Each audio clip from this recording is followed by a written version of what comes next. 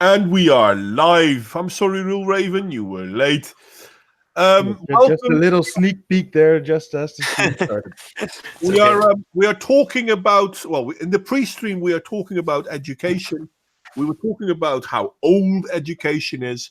Now there is a schooling system, the Frankish system and the Prussian system, and then we went back to time. The last that was talking was Alicia. Alicia, take it away. Sorry. Oh, goodness. You put me on the spot there. Sorry. All right.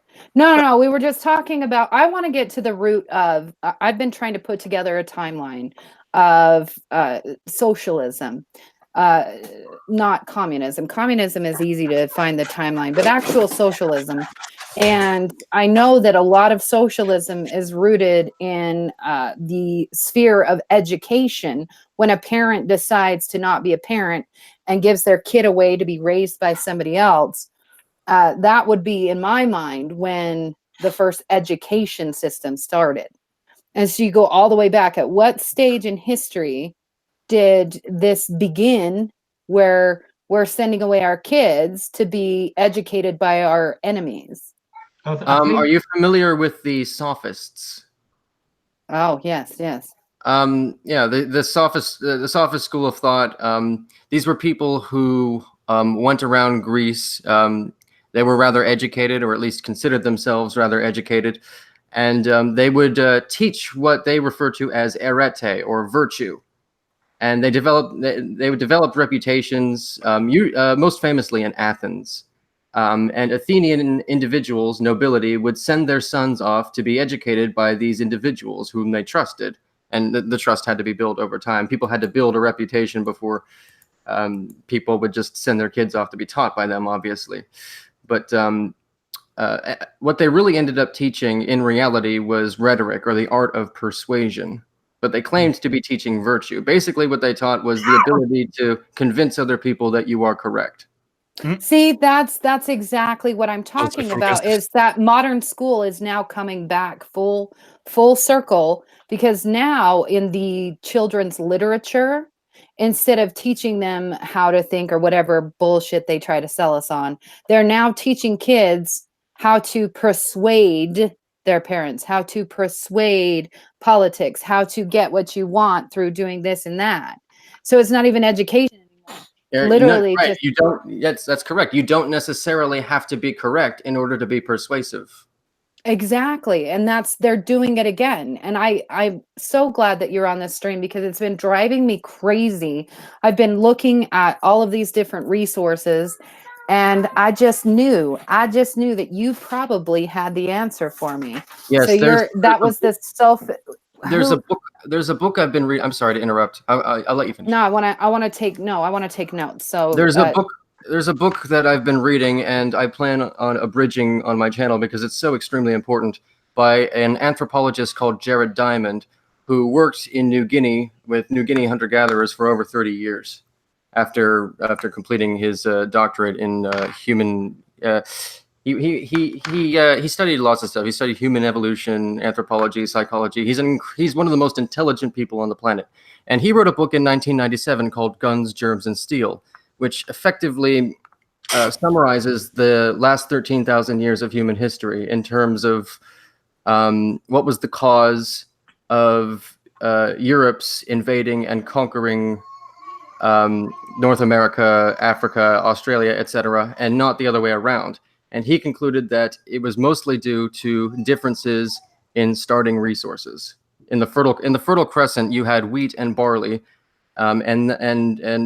which were very high yielding crops, even if they weren't planted, even if they weren't replanted. Very high yielding, very nutritious crops that other parts of the world simply didn't have. And that's why you have the earliest empires rising up in the Fertile Crescent and spreading out from there. You also had rice in China, where some early empires did develop. But this was he does a very good job of explaining the course of human history in terms of the rise of early food production. Okay, it's called Guns, Germs, and Steel by Jared Diamond. Yes, that's correct. Jared good. Diamond, yeah, as in the good.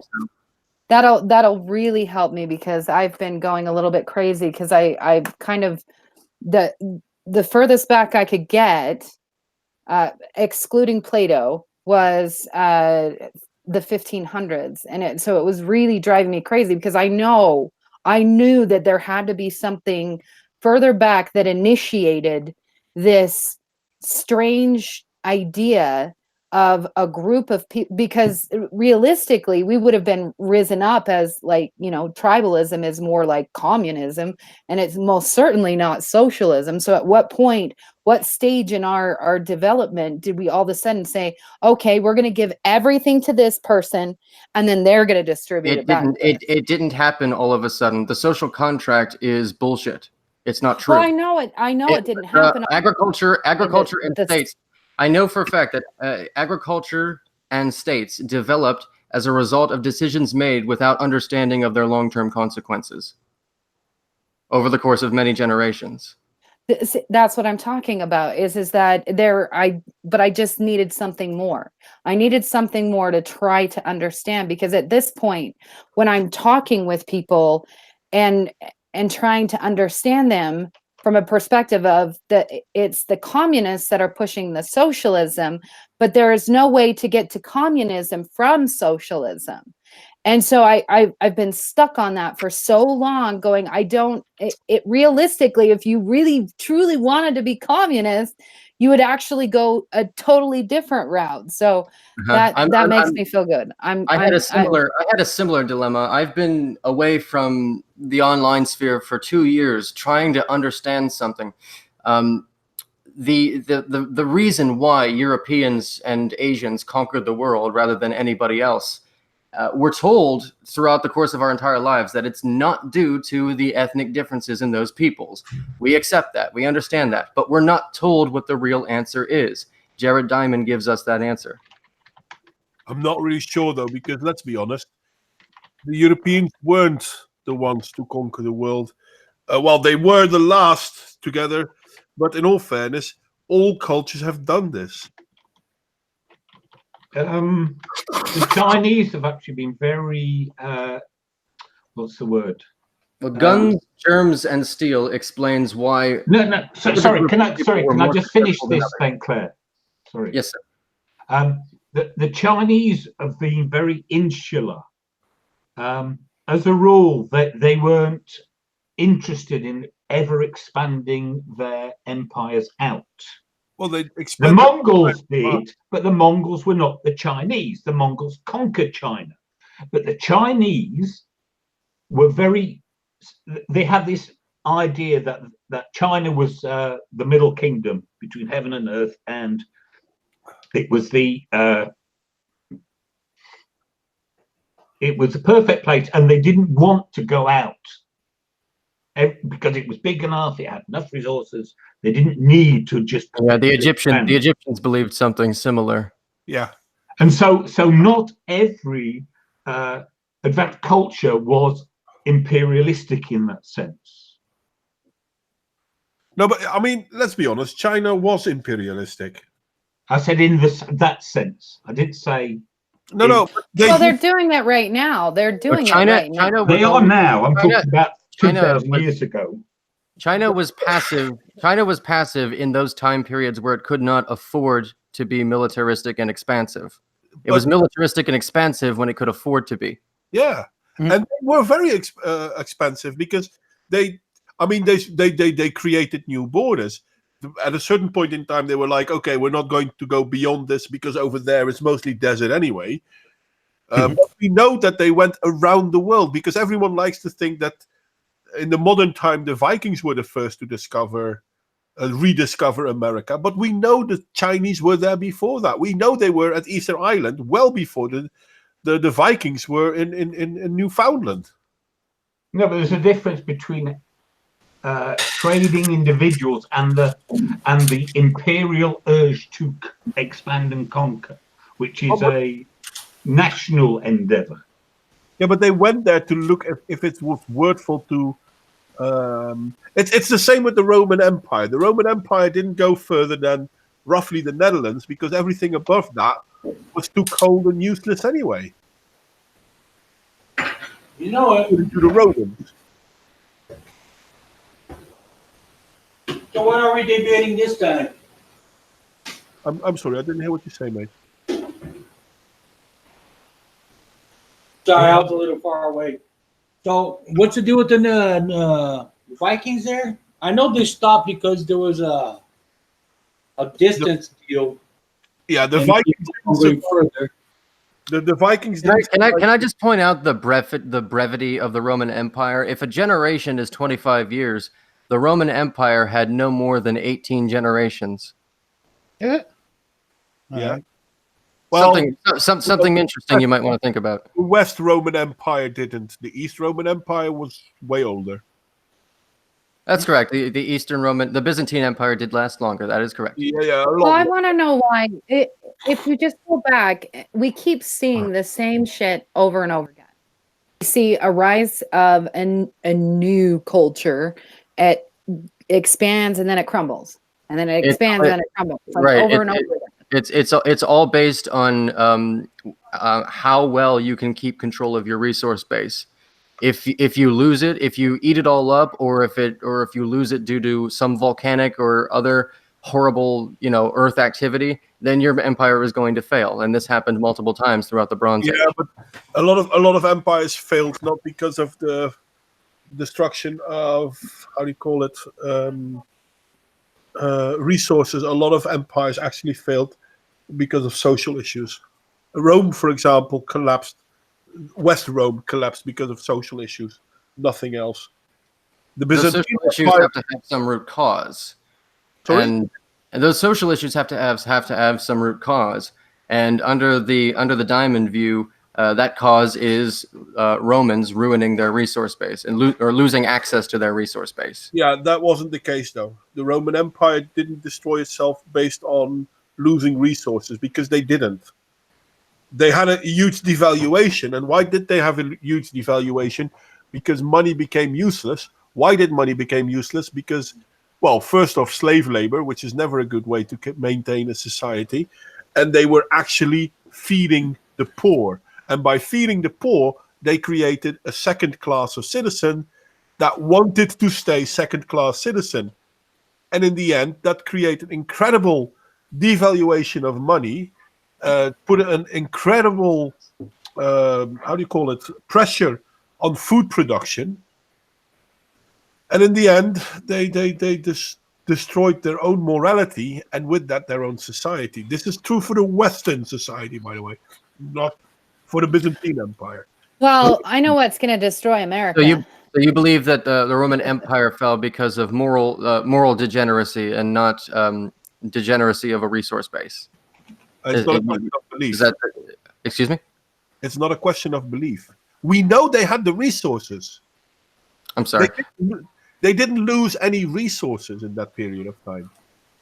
Okay. Well, if they didn't lose any resources, why were they not paying their mercenaries like they should have been? It's far worse. They kept giving their land away to the mercenaries as payment. That wasn't the problem either, because there was plenty of land to give away. Because a lot of people seem to think, well, the world was no, they had plenty of land. Then why were they hungry? That's what I don't understand. Why were they hungry? Why were they coming to the door? Is there something we're missing here? Oh yeah, we are. Well, actually, we're not missing it. We know this, but people prefer not to think of this. Roman economy was based on the sestertian, which was a coin. But the coin devalued so much because the Romans had to devalue the coin because they were feeding the poor. They brought the people to the city. This is where the saying comes from: give them bread and games. So we're all basically screwed then, because the American the more dollar is devalued. Well, devaluation is one major problem, but it's the bread and games mentality that's worse. If we give people bread and games to domesticize them, basically, that's the best word I can bring for it. It's not a good word, but I'm sorry. You take away their agency. And eventually, a country cannot support itself by having to support all its citizens. It's my understanding that its citizens, not the other way around. It's my understanding that food scarcity is what creates mercenaries and highwaymen. Well, we don't have, but here's the situation now, though. Okay, think about this. We do not have a food scarcity problem right now. We have an overabundance of food now, but at the same time, all of our money is being devalued, and we don't have enough to pay for the coming storm. And so, regardless of resources, that's what I don't understand. So, if we grow enough food and we make enough shit, you still destroy. What's going on? All right, so the devaluation of Roman currency is important because there came a point around the year 350 AD where Rome could simply no longer support itself using its own army. It had to bring in mercenaries, but it couldn't pay them. They couldn't pay them with and these were mostly German mercenaries. They couldn't pay them with actual money, so they paid them with land. They got land for working in the Roman Empire. But the more land you give away, the more you have to rely on mercenaries, and the more mercenaries you have, the more land you have to give away. It was just a vicious spiral. The point. You are completely missing the point. The problem wasn't that they needed to get mercenaries. The problem was they couldn't afford their military. And why couldn't they afford their military? Because their own money had devaluated so much that they couldn't even use it internally. Yes, the devaluation of the currency was a necessary precursor for my argument.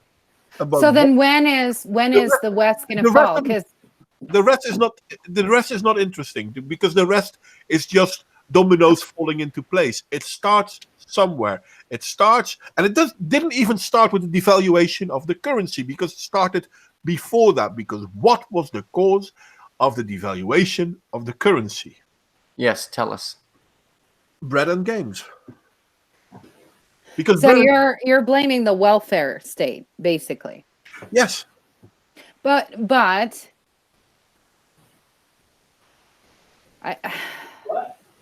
I don't know.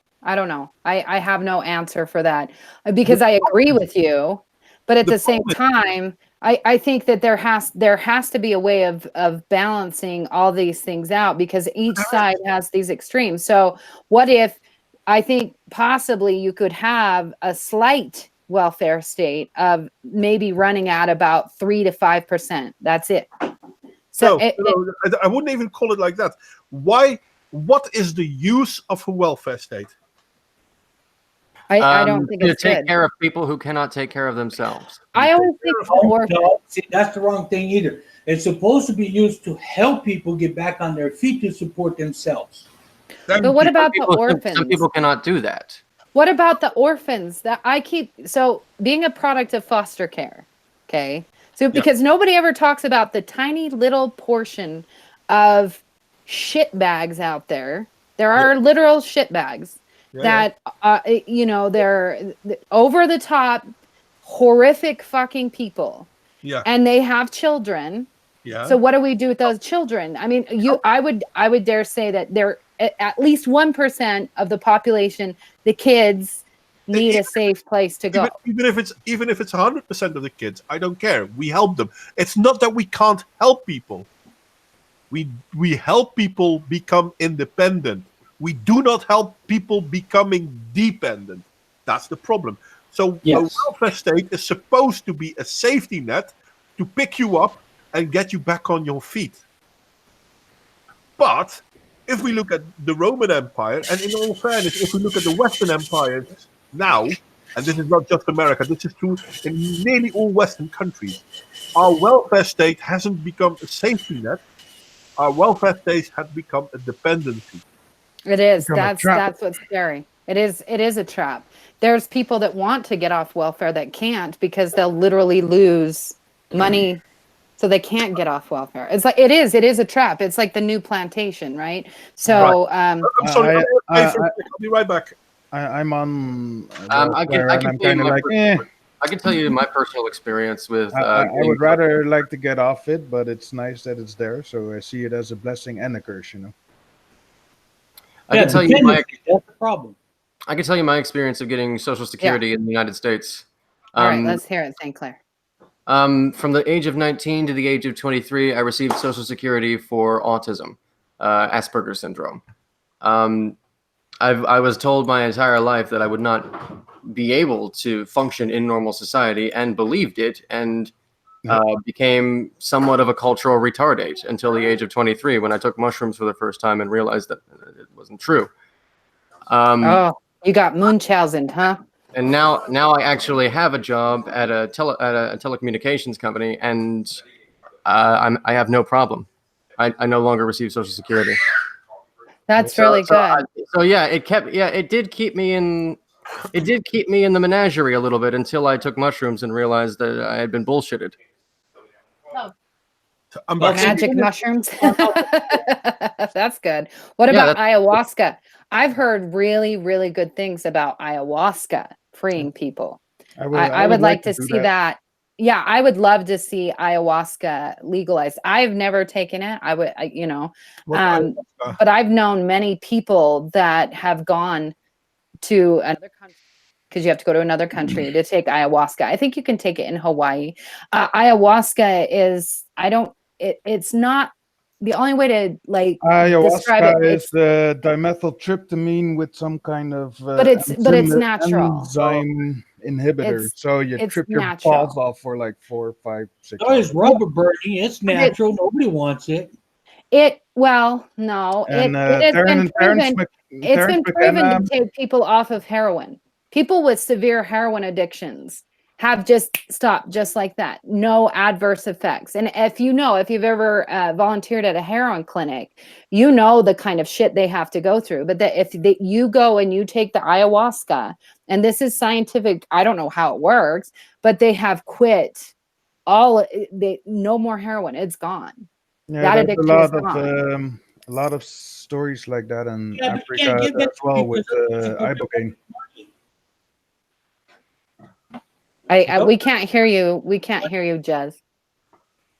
I'm saying the government doesn't really want to cure anybody. That's why they have all these freaking stupid methadone clinics everywhere to help these people, helping, parentheses.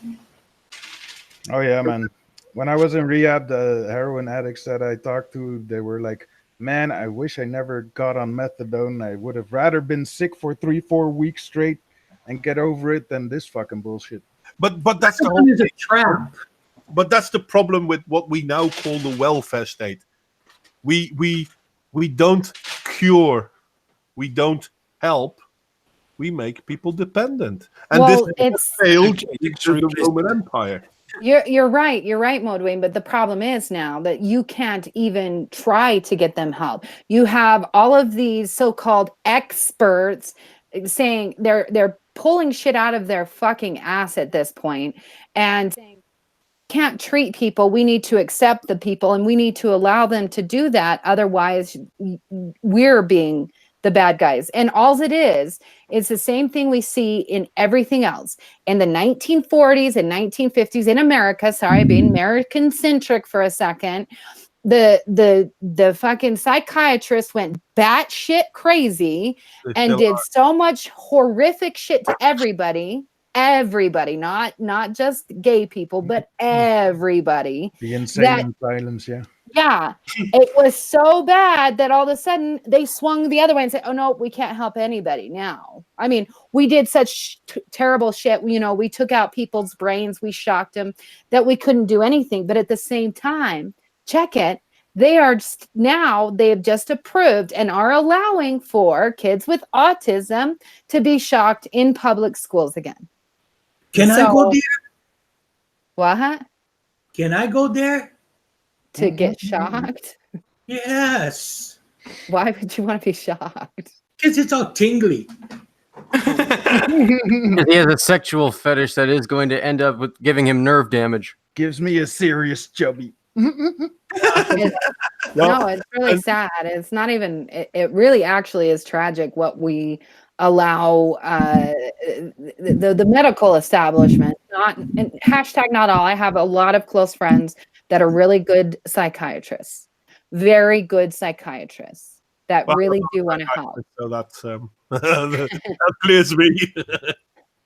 But the problem is that in America, at least, okay, so everything I say, everything that I talk about, it will be American centric, because I realize that each and every country has their own culture and their own ways. But what I know of America is that we are so extremist, so extremist that Americans are the only population that they break their own people. Basically, they make them dependent, like the welfare. They make them dependent on drugs. They don't want them off drugs, but they want to complain about the drugs. The American country is the only country that breaks their own people, and they seem to walk proud. I'm like, how stupid are you?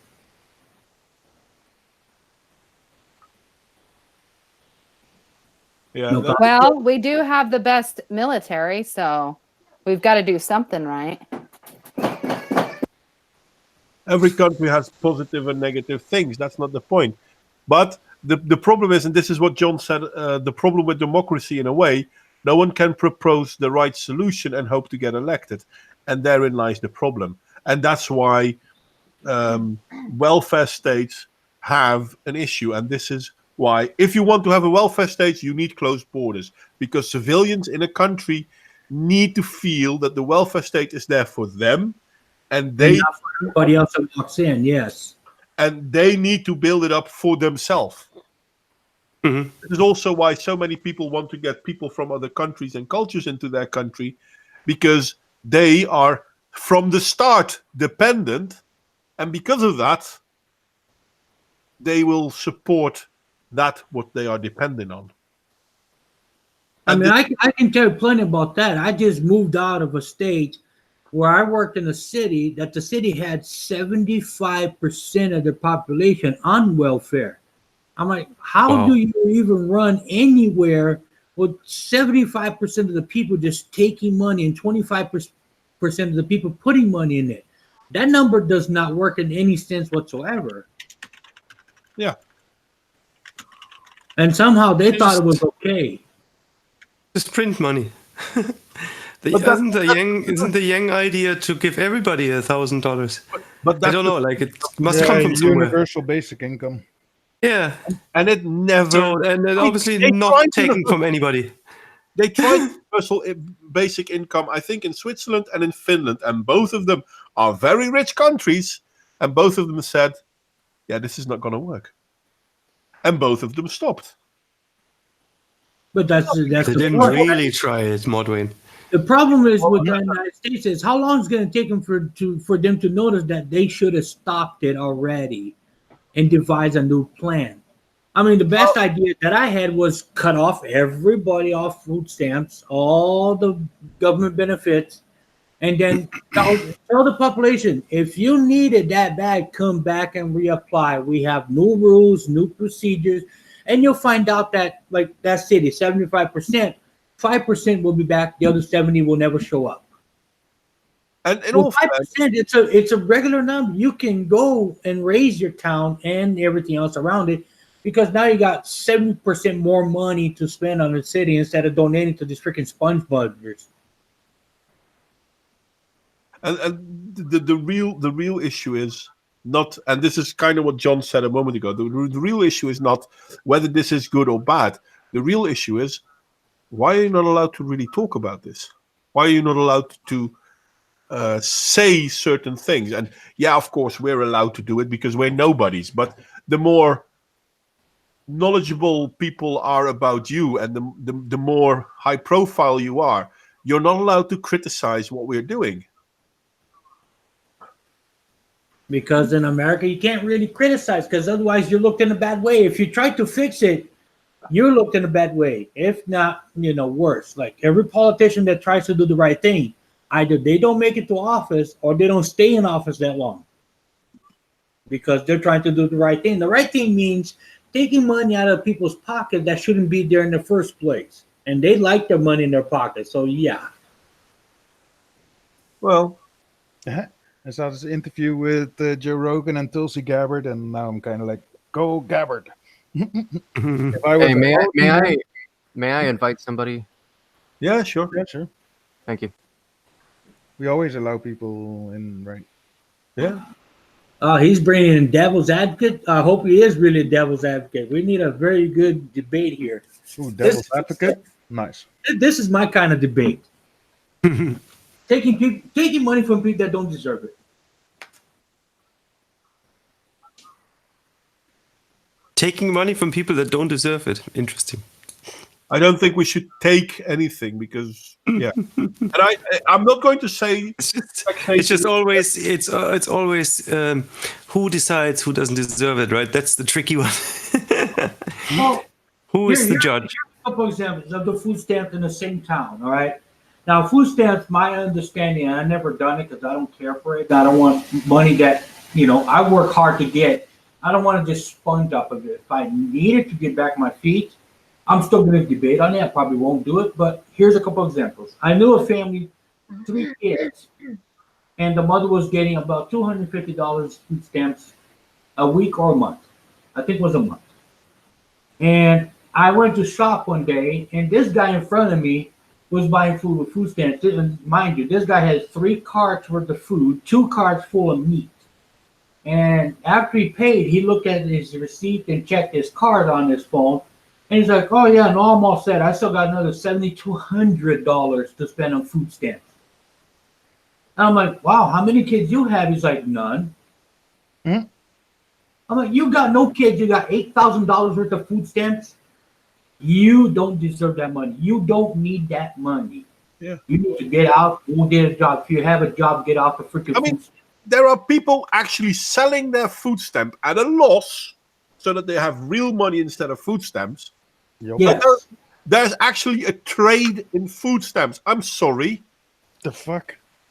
Yeah, there is. Yeah. Supposed to be Normally it's about sometimes here it's 50 cents on a dollar. If you bargain, they'll give you 25 cents on a dollar. So you can give him $1 and he'll give you something for $4 on his food stamps. So how stupid is that? Very stupid. Again, they don't deserve that money, and yet somebody in the government is signing this crap to them. You don't need help getting up. You just need help to go down the ditch and throw some dirt on me.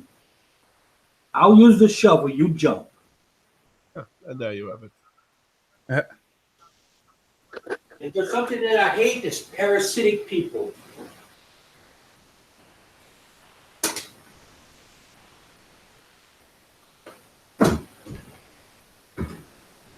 I'm grabbing coffee.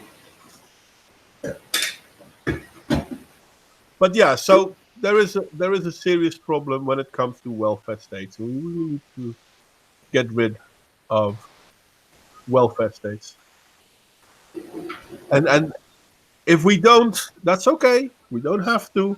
We will destroy our society.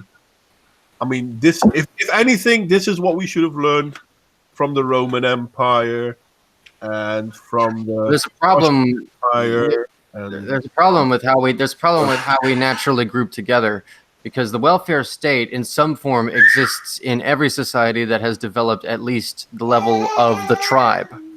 But the question is not the problem isn't the welfare state as is. No, that's not correct. The problem is the welfare state as is. The problem is not welfare. It's not a problem that we want to take care of each other. It's a problem that we make people dependent on it. Yeah, I think I agree with that. The whole idea is that it's a safety net. It's Yes, not, and nobody's using it as a safety net anymore. and there you have it. And that's the problem. I mean, as we talk about America, there is actually trade going on in food stamps. I'm sorry. How is there trade in a safety net? It's not, because he's not on a safety net anymore. He's already there for, as long as he lives, or as long as the government will give him money, which will be forever. It's already bad enough that these people get food stamps without being drug tested. I mean, you're getting free money from the government. That should be the first step. The whole drug testing bit I can do without. I don't care about that. See you later, Carlos. The whole drug testing, I don't care. I'm sorry. I simply don't. Whether you do Okay, drugs, I understand that. no, but whether you do drugs or not, I don't care. The problem But is if you sell handout. drugs, Well, the problem is the handout structure. I think if you're going to get any form of welfare, the government should be allowed to ask something back, even if it's voluntary work. okay. Because it's possible that in our country, and I'm not talking about paid jobs, because I don't want to use how do you call it? I don't want to use the welfare system to undermine paid jobs, because that's not going to be useful either. Be But like, we have a be like problem something like we give you food stamps, you do community service in a form of payback, something like that. Something like that.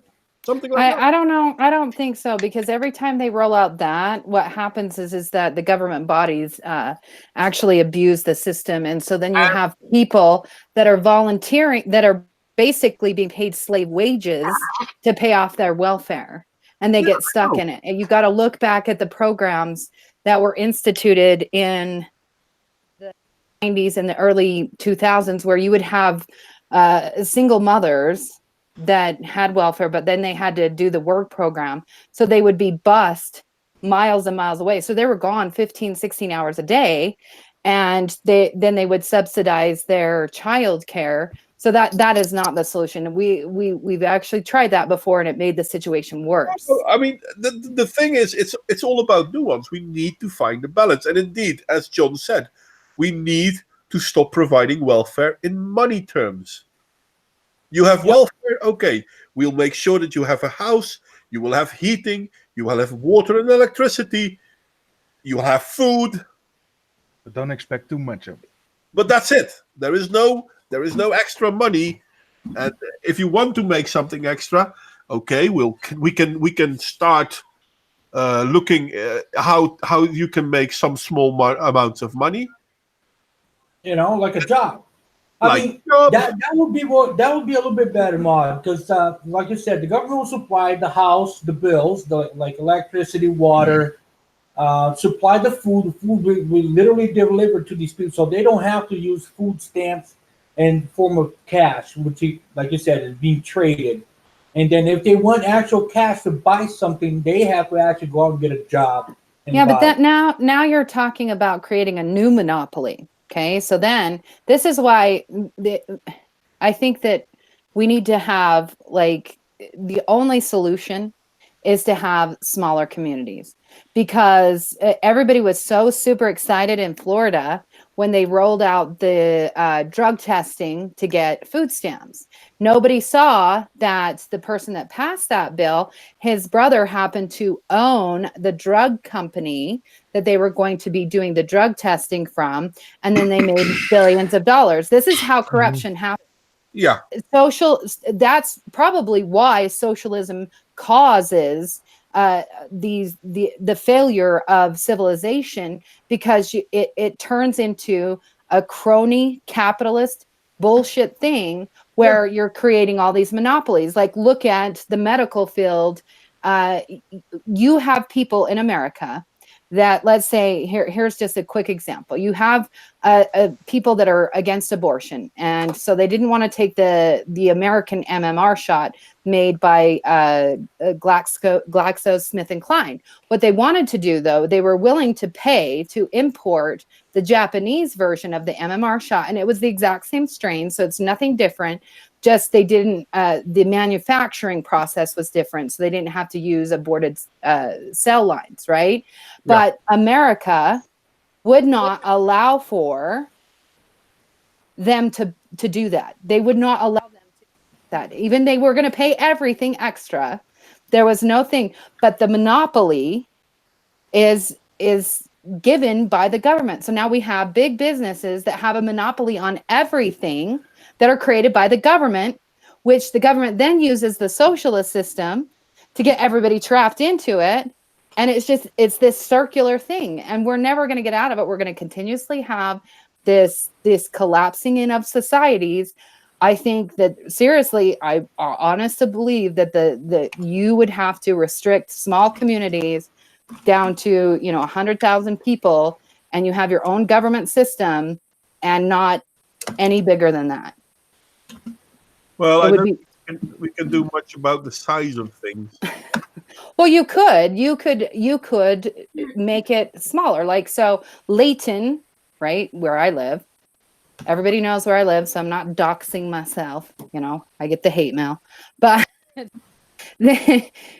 we're at about 70,000. So as soon as we got to over 100,000, then that overflow would have to be a different governing body. I think that's the only solution, honestly. I would like to see that happen. I think there would be less corruption worldwide if we. Maybe our political class has grown way beyond necessary. I mean, it's way too huge. Hell, if we look at Europe, because that was kind of the idea what we were going to do the talk about, but we haven't. But if we look at Europe, the European Parliament is 750 roughly people. And they still are only the MEPs. They have nothing to say. I mean, there's still a lot of people around that are more important to them. So yeah, there is that. And hi there, Devil, by the way. So Yeah, hi, Devil's Hello. Advocate. How you doing? Long time no see, guys. Our politics has gone overboard, and that is part of the problem, because that in itself invites corruption. If you look at America and in lesser extent in the rest of the Western world, they've actually legalized corruption. They now call it lobbying. That's what the Americans call it. That is a good way of saying it, man. That's kind of funny, actually. That's pretty spot on, though. I gotta say, that's pretty spot on. Yeah. Yeah. So yeah, do we want to change the world? No, but it would be nice if we could change our own country, but we can't. Why not? Because those who are dependent on welfare will keep voting for welfare. And those that kind of recognize the problem want to stop it. And therefore they are called ists or obes. And yeah, there you have it. Discussion closed. Well, I think the main issue with the whole welfare thing, it depends on what you like to finance welfare. You know, like I don't necessarily see, you know, like a social safety net as like welfare, in my opinion. Like it depends on the origin of it. Like, for example, if you get like someone who, let's say, for example, I have an aunt who hasn't worked a day in her goddamn life, doesn't even have a driver's license, and she gets some money from the government. Okay, sure. That kind of person, I totally get it. But let's say you get someone like my friend Frank. Frank is a 6-time combat veteran, spent six and a half years of his adult life in combat. Now, that guy, he gets paid every month. And it's like, yeah, well, you lose both of your legs. I don't mind you getting paid. I mean, he sacrificed for the state. Yeah, but I mean, it's like, so again, it depends on what you define it as, you know, Yeah, like welfare. But the main issue though is it's not so much that the people who are voting for the welfare, because a lot of times the people who are getting the welfare are from areas who are not so much educated. You have lower life expectancies. You have bad areas. So typically, the people who are voting for the welfare, it's not so much them that are the problems. It's actually the people who are selling that to them. They're selling them a lifestyle, and they're selling them a dream, and those people, once they get hooked on that, that's it. I mean, it's hard to get them off it, man. You know, like me, I've been rated at 100% for the VA for the past 3 years, right? And even now I'm like starting the goddamn business. So I mean, even I'm getting off the shit.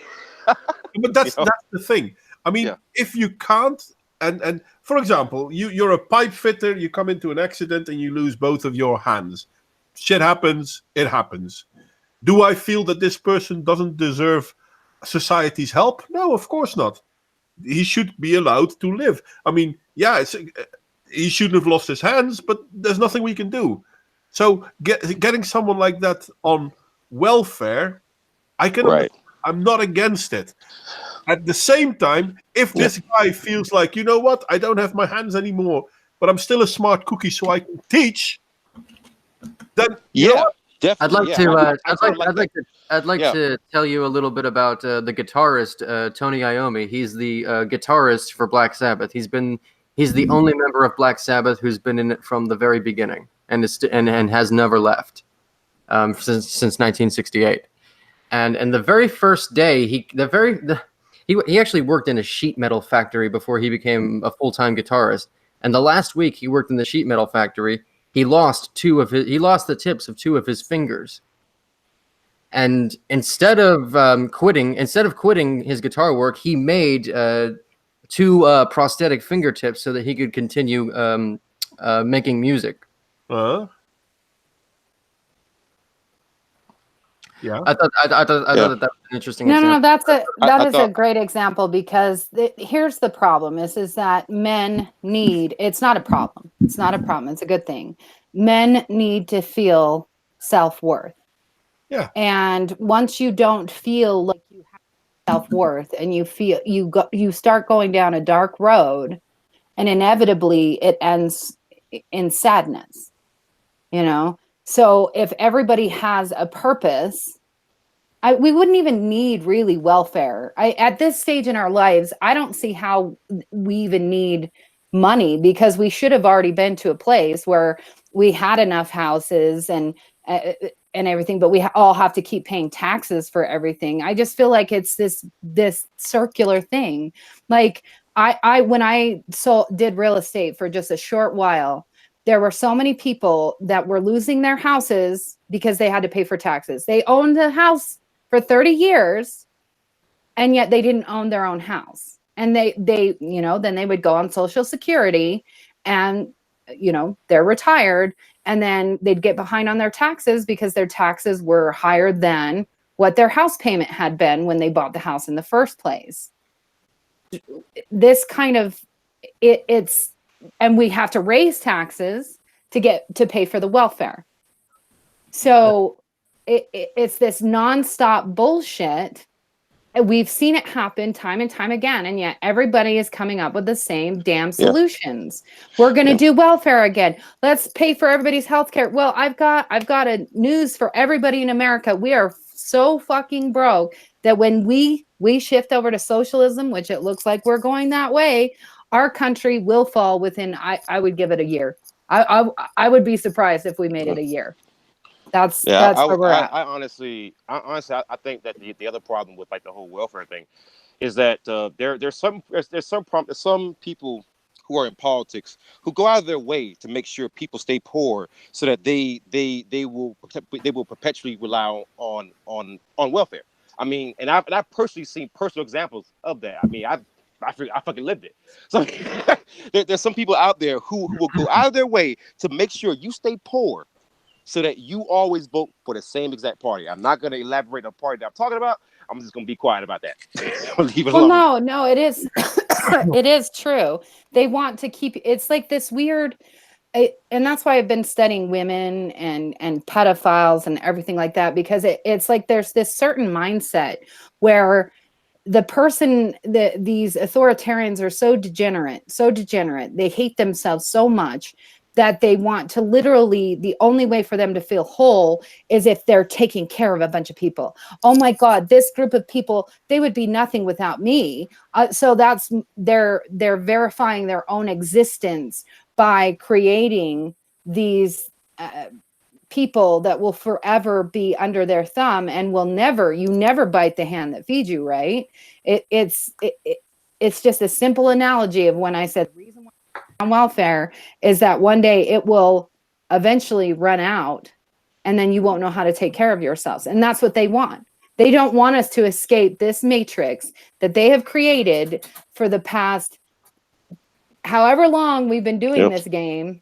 But I don't know the solution anymore. Again, I'm going back to I think small is better somehow. Can I be simple? I really think the solution is cold turkey. Mm-hmm. Well, the problem is though is that I remember it was my dad who kind of put it. He said something that was kind of funny. He said, welfare is like a woman with good pussy. It's easy to go and say, oh, I'm not gonna taste it ever again. It's like you see her, no pants coming down, son. Every time. So that's kind of how welfare is, man. It gets very, very, very, very, very addictive. I can't say that I understand that completely, but whatever. It's like good dick. I've never not wanted good dick, so I don't know. He knows how every time I join a conversation, the levels of things get a little bit too degenerate, like kind of like raises over time. You know what I'm saying? That's all right. Every time I do that.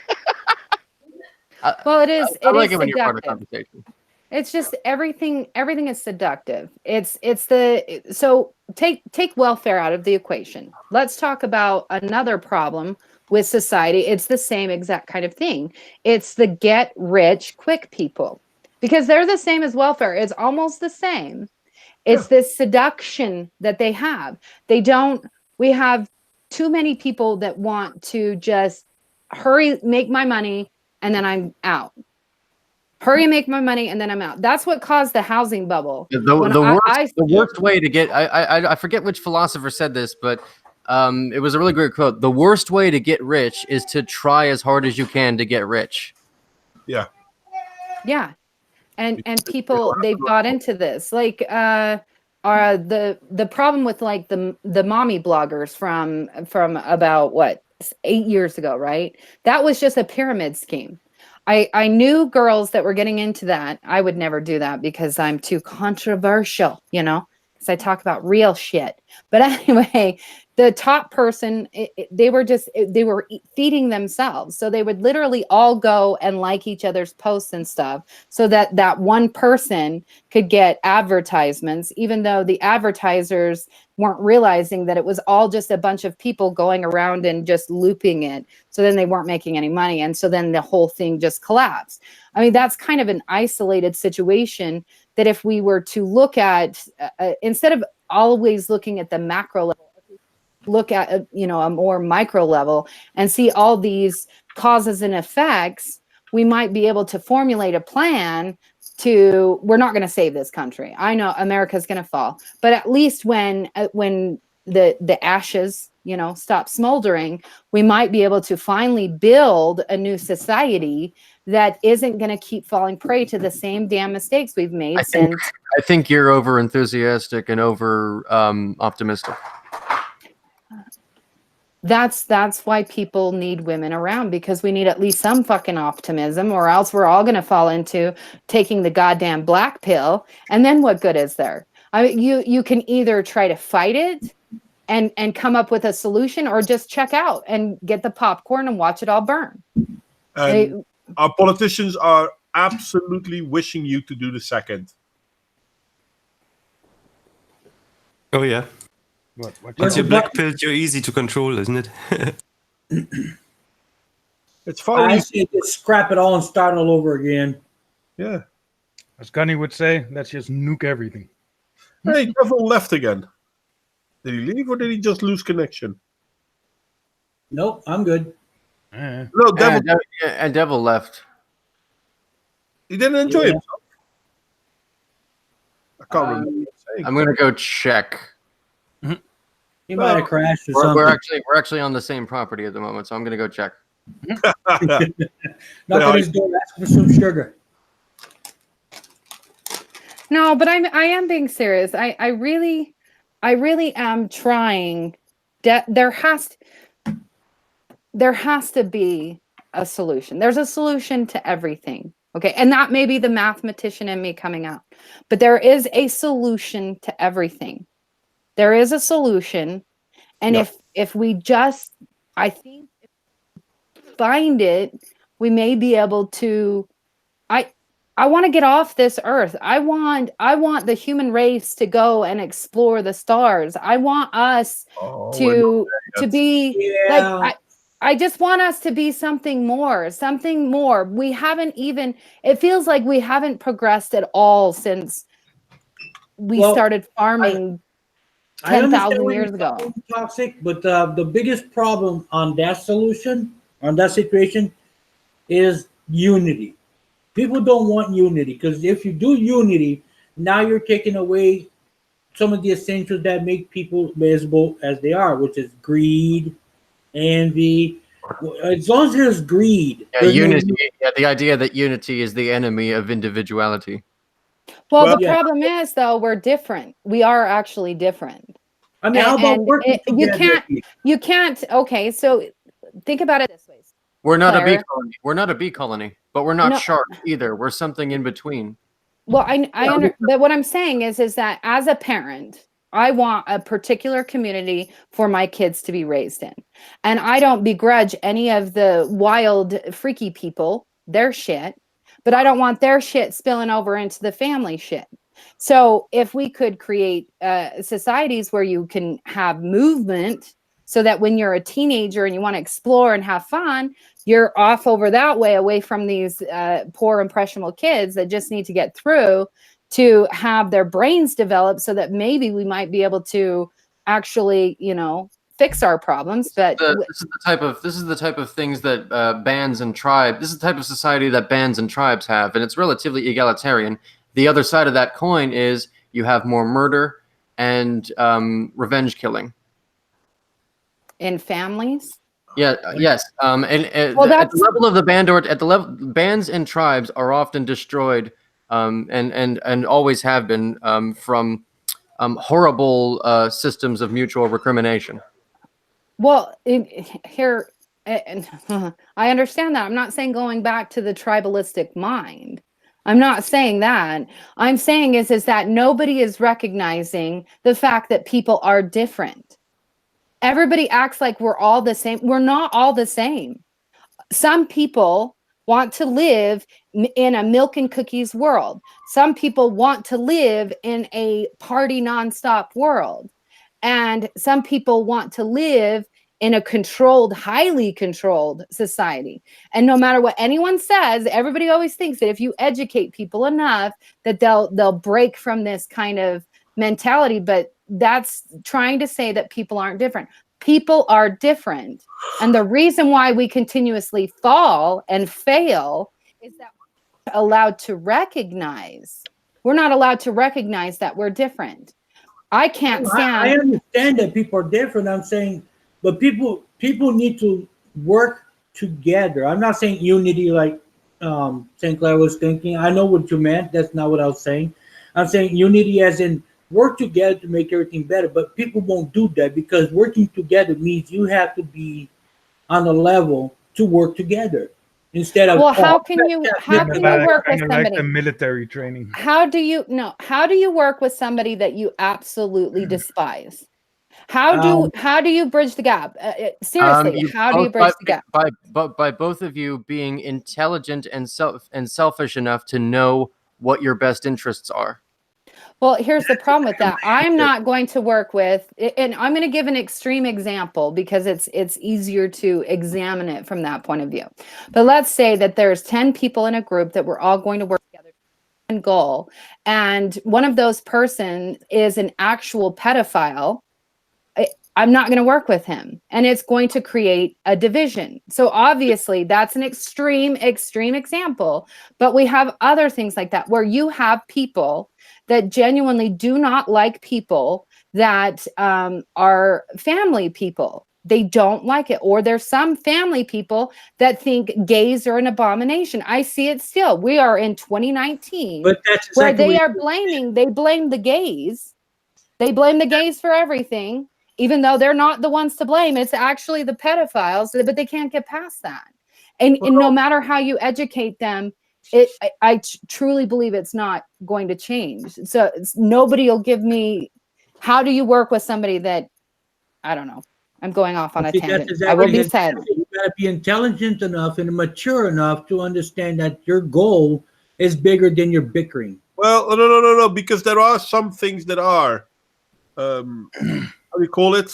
You can't square the circle on those things. There are things that there are, and I agree with Toxic on that. The thing is not that how do we do this or that. The thing is that we as a people need to realize that there are some boundaries we cannot pass. And that's not a bad thing. We just need to recognize this. I mean, I'm sorry. Are we going to live in a society that okays murder? No, of course not. Why not? Well, because we think it's a bad idea. Why do we think it's a bad idea? Because the murderer at the time surely didn't. So if all ideas have merit, then murder has merit too. We need to recognize that some things cannot be squared. And it's not a bad thing that they cannot be squared. I mean, It's a bad thing that it happens. So we should do something about that. This is the whole idea of law. No matter how small of a group you will make, you will always find that they will have morals or laws or whatever you want to call them to protect the group's cohesion. Now, the most important thing is to recognize that there are certain things within a group's cohesion that can always be talked about and certain things that cannot. Murder, pedophilia shouldn't be talked about. Gay, yeah, sure. There have been periods in history when gay relationships were considered bad. There were periods in time in history where they were considered acceptable or good. I don't want to use the word good because a heterosexual relation isn't inherently good either. Well, the problem is, though, so, and again, stemming from that, is there are genuine people that genuinely do not and will not and cannot work with people that are gay. Or there are genuinely people that will not work with people from certain religions. Like a lot of people hate Scientologists, and so they're blacklisted. There are people, there are Mormons even, I'll throw in Mormons because I'm in Utah. They won't work with people that aren't Mormons. So we're back to the same thing is every single law that you pass, it slowly becomes subjective, right? So murder isn't okay unless, of course, your government tells you that you can do it, right? Or murder is okay. We all operate under principles that are deemed to be absolute until the very moment they are broken. Yeah, that's true. So I just think that the solution could be is if you have smaller, not tribes, okay, small city states, so to speak, that you have free movement between those city states, but the city states are absolute and they can't be changed. Like, so you do have, like, say, a Happy Valley type place where how do you enforce that?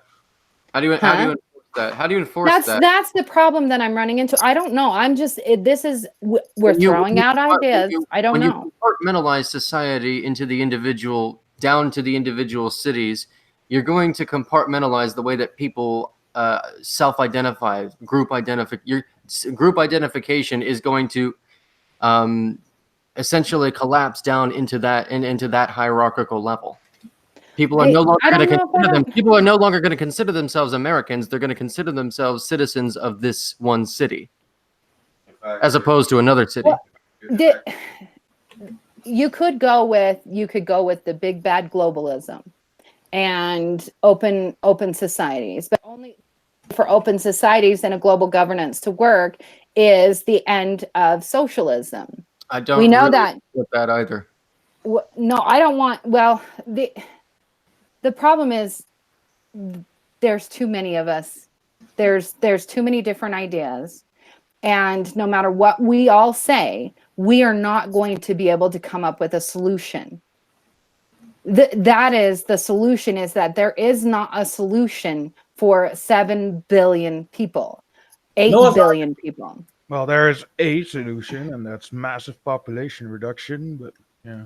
No, I'm saying is no matter what, maybe we have to come to terms with the fact that we're so dysfunctional now that there will never be a solution. And until we figure out how to undysfunction our future generations, we're going to be stuck in this loop.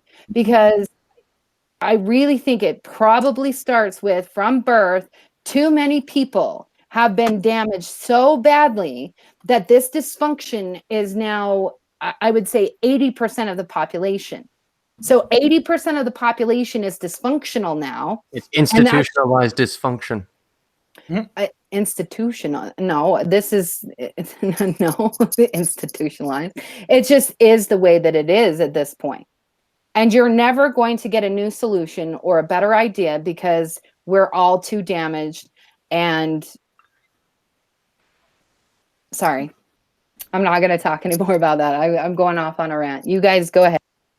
Noah's Ark is the solution. Well, I think we have different countries for a reason. Yeah, the whole idea of a global state will not work because there are too many different cultures. Now, you want to have the only way a country can survive is cultural cohesion. If a country doesn't have cultural cohesion, it will eventually crush in on itself. Do we have to have cultural cohesion around the world? No, we do not. I'm not here to tell people in Saudi Arabia how to live, nor should they be allowed to tell me how to live. Yeah. But There's other a than global version of that. Yeah, but other than that, each and every one of us can have our own ideas. But within a culture, within a country, we need cultural cohesion. And we can't have that. And the main reason we don't have that in the West is because of neoliberalism or neo-Marxism or postmodernism or whatever you want to call it. Why do we have this in the West? Because we allow people to have different ideas. And there's nothing wrong with having different ideas. The problem is that those who claim to be progressive don't want other people to have other ideas than them, which is kind of weird because that doesn't seem very progressive. But if we look at countries that are more culturally cohesive, then most of these countries, for example, at this point in time, will find that most Muslim countries are culturally cohesive. They're also often quite totalitarian, but they are culturally cohesive. These cultures create stronger societies, not better societies, mind you, stronger. And we are losing our strength, even though technically speaking, we are far better. Why? Because we're no longer culturally cohesive. Well, it can't be cultural cohesive here in the United States because all these freaking banana heads let everybody do whatever they want to, including steal and scam. So Noah's Ark is a solution. But once America used to be culturally cohesive, or more culturally cohesive, even though you had a lot of people with different ethnical and cultural backgrounds. The whole melting pot idea, where I don't 100% agree that it's really a thing, but somehow did work for America.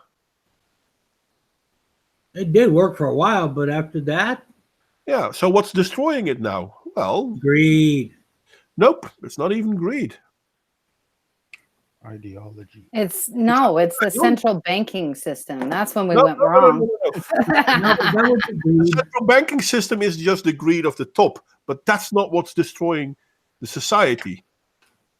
Because let's be honest, the Netherlands has a central banking system too, as does a lot of European countries.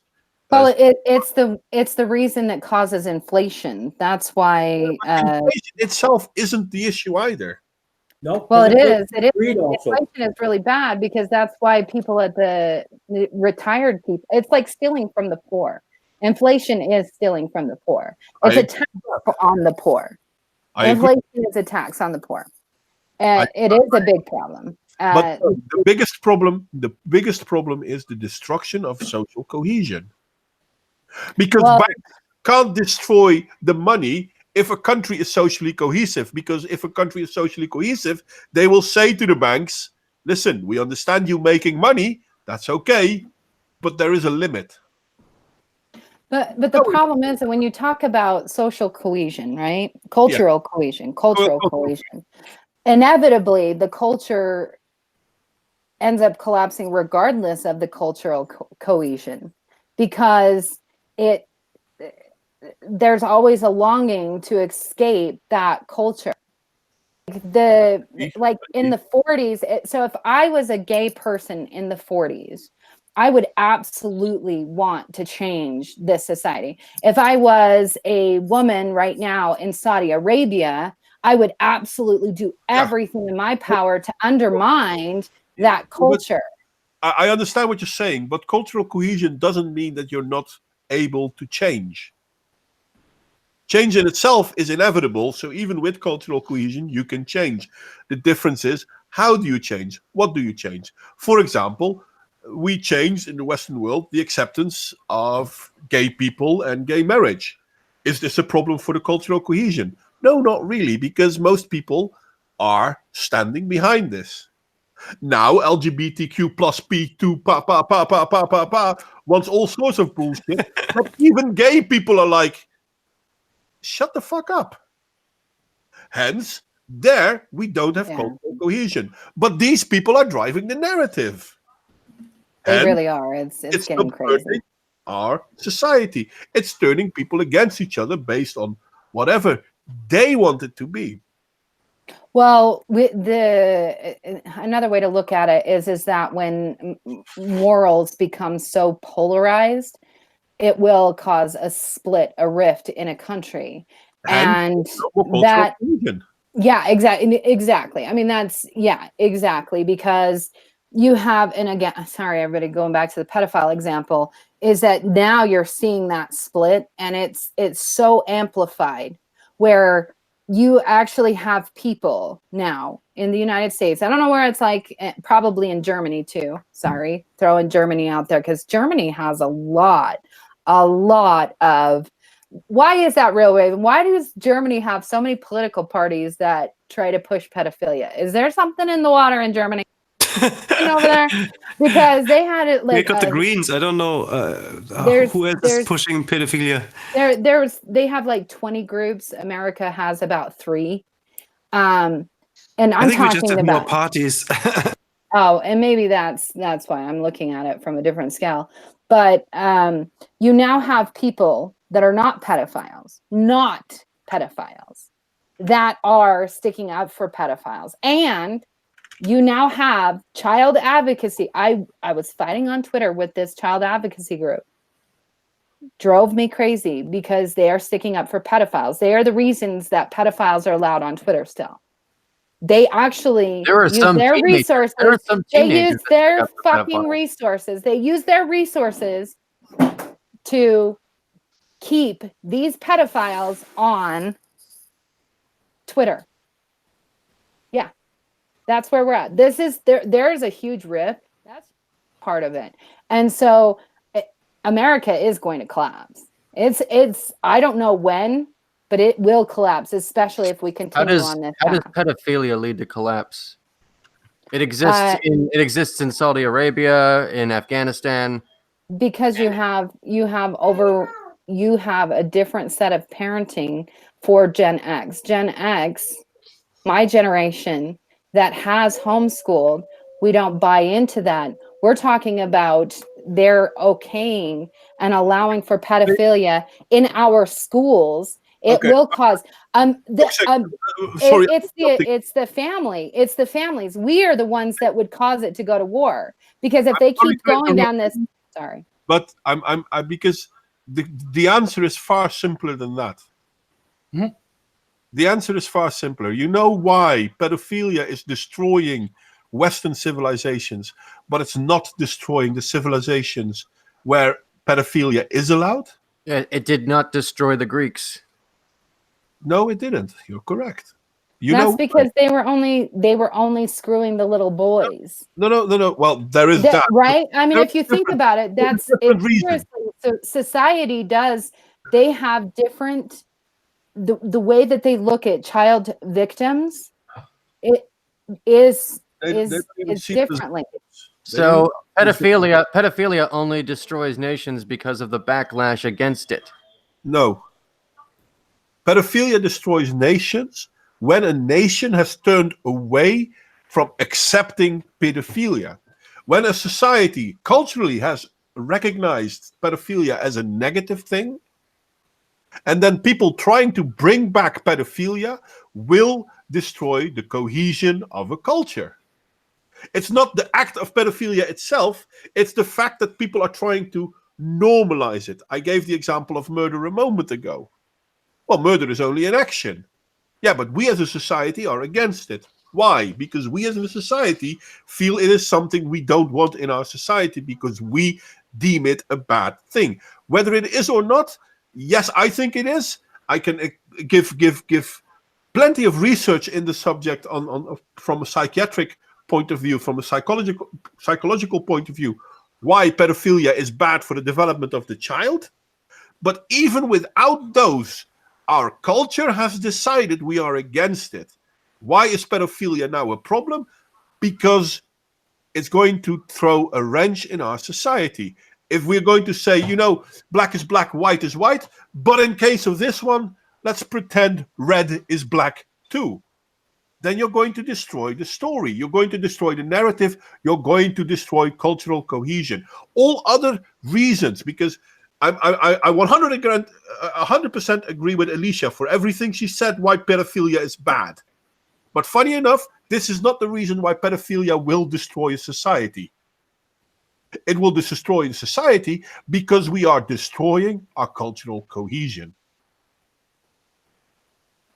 See, that makes better sense because obviously it's in other places where they're not as evolved because they haven't figured out that if we can get people to the ripe age of 25 with a fully developed brain that hasn't been tainted or abused by sick, perverted bastards, that would be okay for them. But I that makes more sense, Modwayne, and I'm glad that you explain it that way, because once you do as a society decide that something's wrong and then you reintroduce it, it would cause that rift enough. You're basically destabilizing yourself. Yeah. And I'm not saying I'm in favor of pedophilia, because I'm very much against it. And I know there are people who will say, yeah, but people were once against homosexuality. Yeah, you know what? Not the same thing. Yeah, I hate when they compare the two. Bring them up together. I hate when they compare the two. People were once homosexual and they were against it. Yeah, people were once against drinking alcohol. Yep. Look how Still that not the same thing. So, I mean, it's not about what people once did. It's about the cultural cohesion of it. Are we as a society against homosexuality? No, not really. We don't really care on the average. Was it always like that? No, it wasn't. We changed. Okay, what is the downside of homosexuality? Well, this is the one thing that most people will agree with you, whether they are in favor of homosexuality or not. Homosexuality is something between consenting adults. Okay, Yep. if it is between consenting adults, as a society, do we have a problem with things happening between consenting adults? If they're both consenting, no, not really. Then we cannot use this argument for pedophilia, because we do continuously say children cannot be consenting. If That's the children whole cannot be consenting, then we as a society have put a norm on it. Either we destroy our norm and allow pedophilia and destroy our cultural norm in that, or we accept our norm and recognize that pedophilia in our society is not acceptable. And this is not even taken into account the many researches that have been done in why pedophilia is harming children. Because it does. I mean, it's proven time and again. Who the hell thinks it doesn't? Sorry? Well, this is the problem Chad, that who we're the hell facing, think it doesn't? is that Pedophiles. okay, so it goes all the way back, you guys, it goes back to all these different studies that they've done. Is that they are stating that this is the new thing they're stating. They are stating that children are not harmed by pedophile being raped by an adult until they're an adult and another adult tells them that it was wrong. That's what they're selling. And they'll sell it because they sell everything. And so it doesn't matter what anybody, we are, Modwayne explained it the best, and I'm really glad that I came on this thread because I was trying to understand, because there are cultures right now that accept pedophilia. I think it's disgusting. I think it is disgusting. I think that the entire middle world, I could give two shits about them because of the fact that they know that it harms. They know it harms. It causes physical harm. Physical harm, you can't hide that. And yet we help them. So we're basically, yeah. See, I'm going on a tangent. I promised my husband, I can't talk about it anymore. I promised my husband the next 4 videos I would not even talk about pedophiles because it's like, you're going to lose your fucking mind, Elisha. Yes, I am. So I promised not to talk about it. So I'm not going to talk about it anymore. I'm going to go have a smoke break. So change the subject while I'm gone. We Enjoy. can talk about something else. Okay. I'm Moratorium on pedophilia, huh? I don't know. I mean, it seems to be very central. I'd say I don't. That doesn't seem like it's the central issue that's going to bring down, let's say, Europe. To bring it back to that topic, you know, maybe that's one. It's just maybe one indicator, like a one distinguishing factor of culture. But is it the central one? I don't know. Doubt that a little bit. I'm sorry. Can you rephrase that, because I'm not quite sure? No, I'm just saying that is that the only one? Is that the central one that makes that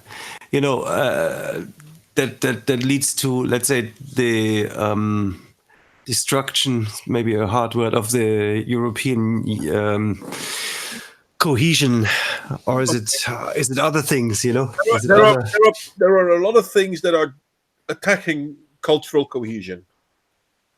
There are lots of things that are attacking our cultural cohesion. The things that are attacking the cultural cohesion at itself, and this sounds counter, but the fact that our cultural cohesion is under attack isn't in itself the problem, because cultures need to change. The problem is that we now have gone from a system where we slowly try to change our cultural cohesion to a system where victim mentality forces these changes. So this is where it goes wrong, because then we are no longer talking about cultural cohesion. We're actually seriously talking about destroying our cultural cohesion. This is what postmodernism is. Postmodernism basically is set to say, okay, everything you think is true, decide it's not true. If you allow that, then basically you're saying there is no cultural cohesion. Therefore, cultural cohesion thing. I'm sorry, Smirkers, go on, mate. Yeah, with the whole cultural cohesion thing, it's kind of funny how military cohesion is then, because that's a sort of a culture, right? But I may hate your guts, but you know, when shit hits the fan, I got your back. But that, you know what I feel. What I feel is destroying everything at the moment is that that we're living in a very fast-lived, very shallow thinking time. That a lot of decisions are left to people who are swayed by very shallow arguments and by who don't care. It's just give all the power to the young ones. My 7-year-old said this, and you hear a lot of very emotional kind of speeches by what are they called? Not trendsetters. What's the influencers, right? Like your man, the guy who made the speech about the CDU, the German YouTuber. He just made a speech the week before the European election, and another 30 German YouTubers doing why the Christian parties are so bad. I'm not necessarily saying bad things, contestable things, but just kind of dumbing it down. That's what I felt like, and I also found out that it was sponsored by the Greens, by the Green Party. So it just feels like.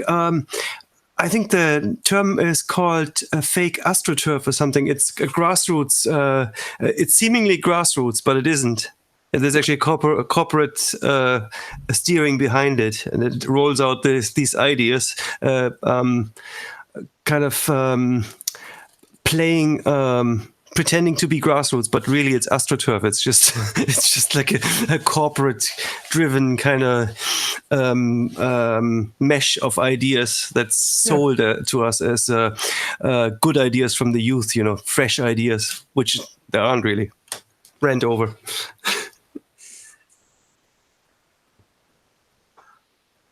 And You know where I was going with that, yeah? yeah, no, It's just think ageism, you know. It's the young people have the great ideas, you know. Ocasio-Cortez is all. It's so easy. It's simple, you know. There's these flash things. I can explain it in 2 sentences. I can put it in one tweet, and then it works, you know. Yeah, because it's postmodernism. We don't have to worry about nuances anymore. What about Yeah. reality? Reality doesn't matter. This The is slogans, you know. This is how we can have children that are barely old enough to hell. They're not even old enough to drive a moped, let alone have anything of any form of wisdom. And don't get me wrong, they're children. I understand that they have emotions too, and they're going to tell us, what was that name? That autistic girl from Sweden. That she's going to tell us how we need to live a greener life. Okay, fair enough. I don't mind people saying we need a greener life, but what the hell does anyone think that a 12-year-old girl or 16-year-old or whatever age she is, who thinks that she has anything to say about the whole subject when she doesn't even know what she's talking about?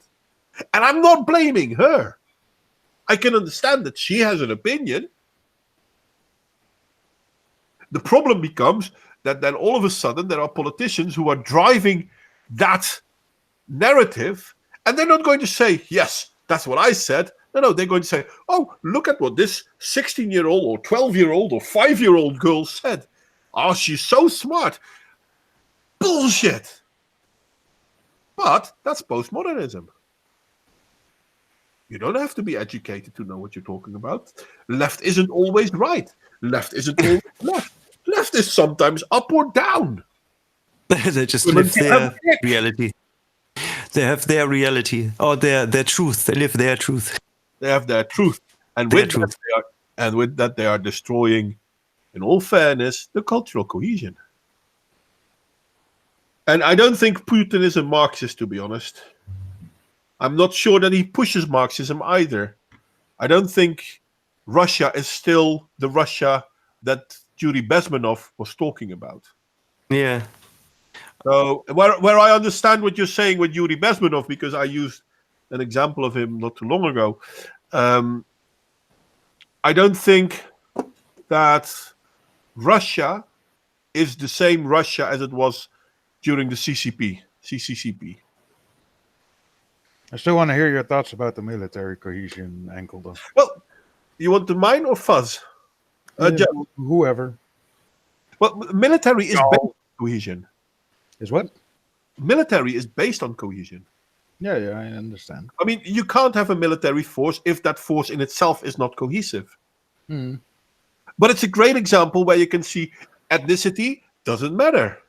Age, background doesn't matter. We're all in there. We're all in it for the same. We'll work together even if we dislike each other. But or sometimes downright hate each other. But there are some things that are absolutely not allowed. Yep. So, for example, if you're in a military, blah, blah, blah, and oh, yeah, your friends and blah, blah, blah, everyone's standing behind you, even if they disagree with you. But there are certain boundaries you're not allowed to take. Because if you do, you will get ostracized. And this is how culture works. You know, but obviously you can't apply that to population because they don't have the same mindset. Yeah, but you should apply it to the same Well, doesn't that mindset kind of get drilled into you as well, though? In a military system, yes, but it should be part of our society. There used to be a time that people were learned these things as well. You know what I think? Society. You know, I think that just a thought that came to me. I think that the internet brought fragmentation to, you know, it brought a lot of new ideas to everybody, and it fragmented. Let me just. I think that I understand what you're saying, but I think you're. No, you didn't let me finish my thought. You know, I think it brought lots of ideas and fragmented and brought confusion, and then it was unified into something else.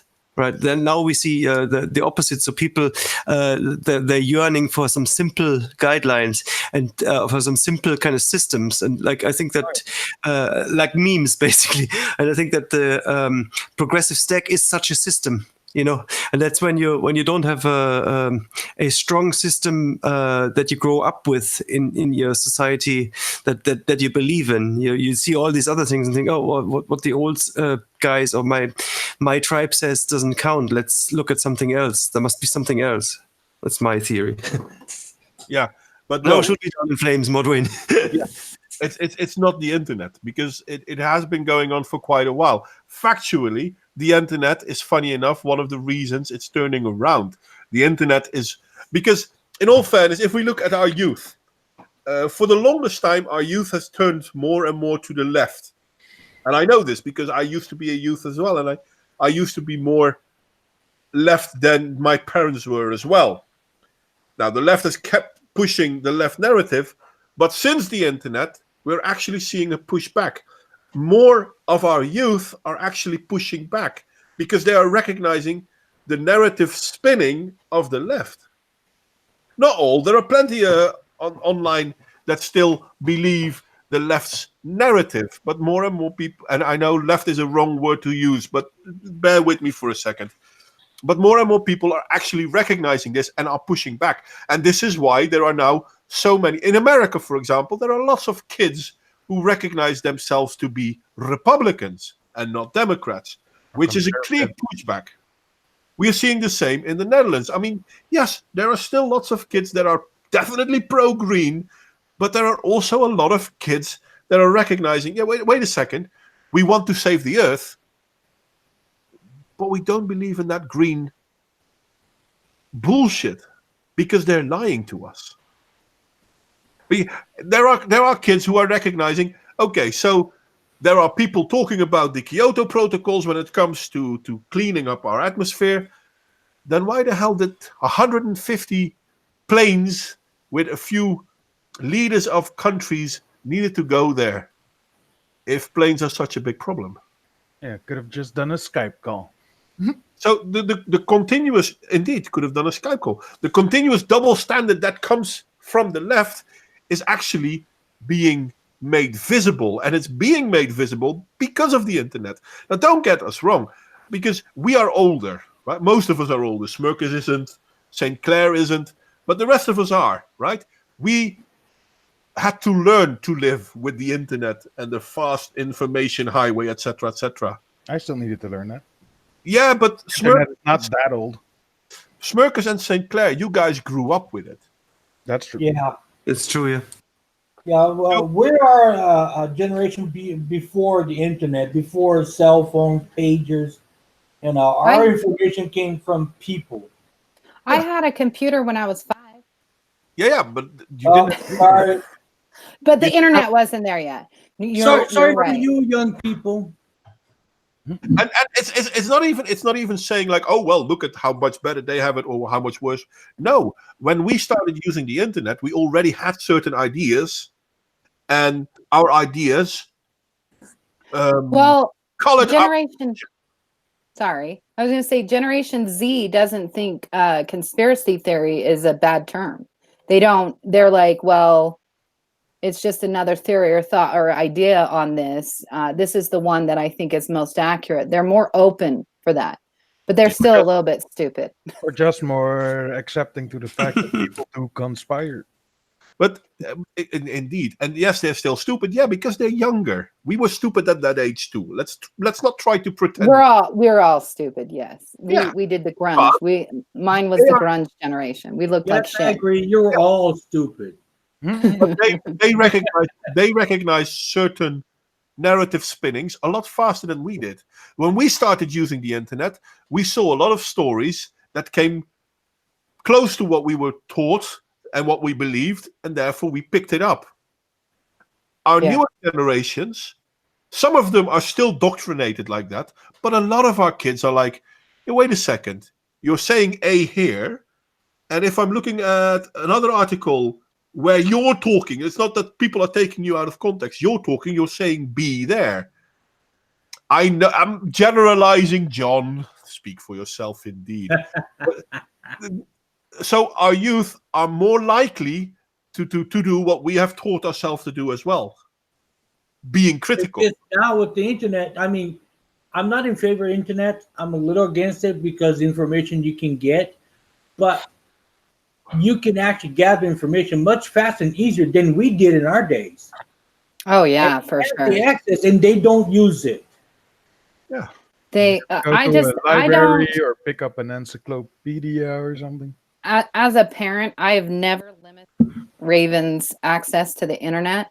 But what I've done is every single one of her internet websites, she gives me obviously I have her passwords and things like that. Yeah. And she's also going under, doing. but at all times I could pop on and just see what she's doing. Yeah. To protect her, from the predators. But her and her friends, they're getting really savvy. I mean, they're getting very savvy, and I have high hopes for Generation Z. I really do. I know that there's like a big chunk of them are really kind of sick and twisted right now, but the ones that haven't been tainted, the ones that haven't are.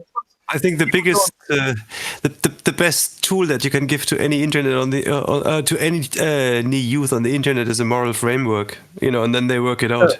No, actually, that's not true. I agree why you say that, but it's not true. Because we can't give a moral framework to our kids. Well, you live it, you don't give it to them. Let me explain what I mean with that. Because by doing so, we are coloring their perception.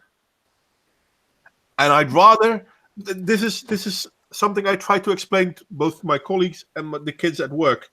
I don't want to paint your perception. I want to break open your perception. Don't agree with me. But understand that these are my points. Find arguments against them or find arguments in favor of them, but don't blindly agree. Well, that's the old concept of the horse blinds. Yes, but our youth are actually growing up with that more than we did. I remember how hard it was for me to learn, or rather to unlearn some of the bullshit that I was taught. And I'm 100% sure that this is true for nearly everyone of my age. Well, can I answer somebody from the stream? I want to answer someone from the stream. Ro, I agree with you that the gender madness is happening with Generation Z for sure. That's why I had my daughter on the stream about it. But what you have to understand is from the perspective of Generation Z, it's not really, if the parents would just step out and not allow kids to transition, just kind of step away from it, it is like a trend. So it's the same thing as the grunge movement, the hippie movement, like the hippie, like the way they looked in the drugs. It's the same as the beatnik thing. It would actually end up fixing itself because it is a trendy thing to Generation Z. However, the problem is that Generation Z has parents from both Generation X and from Generation Y, and it would seem that my age group is the one that's allowing for these children. They're taking it too far. Generation X was programmed with to be all-encompassing. We were programmed for diversity, right? We are the reason that gay marriage passed. It's Generation X. We're the ones that did that. But we didn't realize that there was a line that had to be drawn. And so the kids that would naturally grow out of it, they don't have the opportunity to grow out of it because their parents are so programmed for diversity, sexuality, that we're afraid. We're afraid to say, no, you are a girl. No, you are a boy. Because in our minds, in Generation X's minds, and correct me if I'm wrong, any Gen Xers, we fought tooth and nail to get gay men and women their rights, that we can't see, that we're so blinded by it. We can't see the difference. So any tiny little, anything that has to do with sexuality, sexual revolution, anything like that, we're so brainwashed that we are actually causing our kids to be sick. We are the generation that are basically Munchausen syndroming our kids. Yeah, no, I agree. I agree. And funny enough, it's our youth. I mean, yes, of course, older people are recognizing this too, but there are more and more youth that are actually saying, "Say what now?"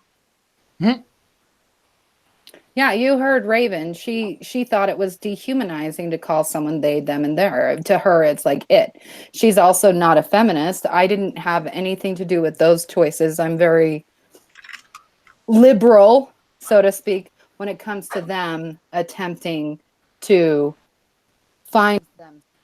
So that way I know that they're naturally got there and weren't bullied into it. And so it does make me feel good that they have a special Discord where the kids go to feel safe because they don't have, that's okay. All the straight normal gender kids, we're gonna come here. We're gonna talk about what we have to face. But when we're out there, we have to be a little bit more nuanced or else we'll, get in trouble at school. Because kids now get in trouble at school for shit they do online. It's ridiculous. And the funny thing is, they're not getting in trouble with other kids. Yeah.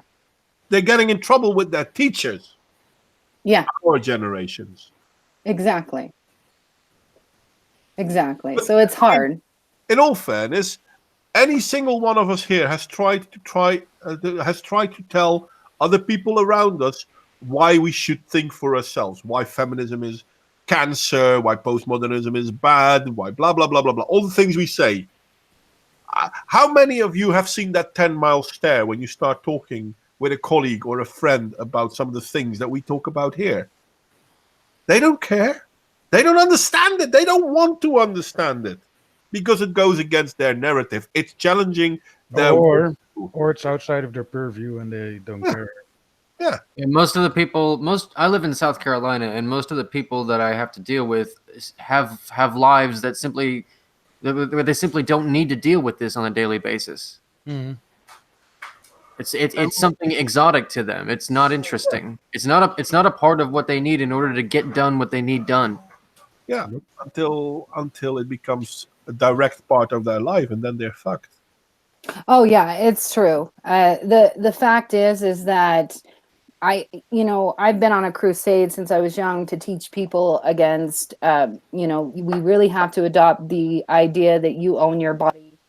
You get to decide what you put into it, and that parental rights, as far as medicine goes, needs to be a strict line, because now parents, they're waking up to it because you're having kids being taken away from their parents over not allowing their kid to transition. That even though, and what kills me is that they take the kids away and they give them these drugs that the FDA hasn't even approved yet. So it doesn't even make any sense, like from any standpoint. So they'll wake up eventually. It'll be too late then. It's kind of funny because it's a different. The only thing worse than being a sad boy is being a sad boy with saggy titties.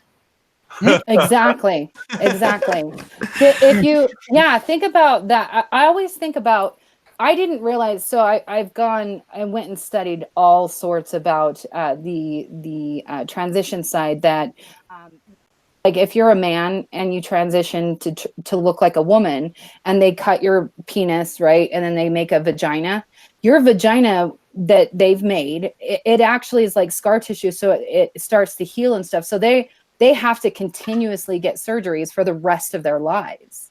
Have you guys seen the ContraPoints video? ContraPoints actually had part of her skull removed in order to look more feminine, the brow ridge. Oh my God. Yeah. Okay, well that's actually not that bad. I think, brow ridge, cheekbones, her chin, her face looks, ContraPoints looks completely different now. Yeah, that's just bones, That's not as bad as cutting off. All I can say is she would no longer be able to survive the beginning of Fallout New Vegas because her skull is no longer thick enough. Right. No, it's sad. This I don't even know. It's because they are not taught to think independently. And I'm going to give an example of that. Not too long ago, I talked with a kid. And this kid and I were talking about Romanians in the UK. There are Romanians in the UK. The UK doesn't like the Romanians there. And this kid was like, yeah, no, I understand, because they cause problems, and they should go back to Romania. No problem there. They can live in their own country. And then I started talking about how in Romania, they have a lot of people from Afghanistan coming there. And the kid was like, yeah, but I understand that, because Romania is better than Afghanistan. They just want to make a better life for themselves. And I'm like, how is this any different for Romanians going to the UK? So he contradicted himself in a sentence, huh? No, 1 sec. I had this conversation with adults.